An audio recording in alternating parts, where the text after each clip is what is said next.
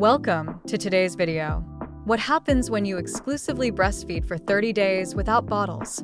This challenge is all about commitment, patience, and learning how to fully rely on breastfeeding for nourishment.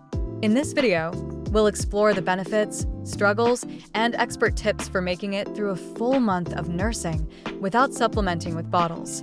Stick around for a bonus tip at the end on how to manage breastfeeding when you're away from your baby. If you find this video helpful, don't forget to like, subscribe, and share it with other moms.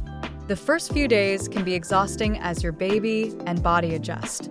Nurse on demand to help establish a strong milk supply and prevent engorgement. Comment below, how long did it take for you to feel comfortable with breastfeeding? Many moms experience sore nipples, cluster feeding, and exhaustion.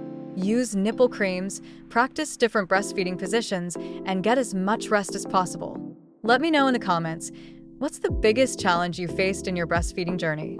By now, your supply is adjusting to your baby's needs. Stay hydrated and eat nutrient-rich foods to keep your supply strong. Share your favorite lactation-boosting snack in the comments.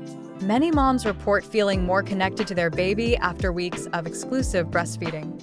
Trust your body and remember that every baby's feeding pattern is different. Would you try this challenge? Let's discuss in the comments. If you need to be away from your baby, try hand expressing or pumping and feeding expressed milk via cup or spoon. Skin-to-skin contact when reunited can help maintain supply and reinforce bonding. Thank you for following along with this 30-day breastfeeding challenge. Every breastfeeding journey is different, but the dedication and love behind it are what truly matter. If you enjoyed this video, like, subscribe, and share it with other moms. Would you take on this challenge? Drop your answer in the comments. See you in the next video.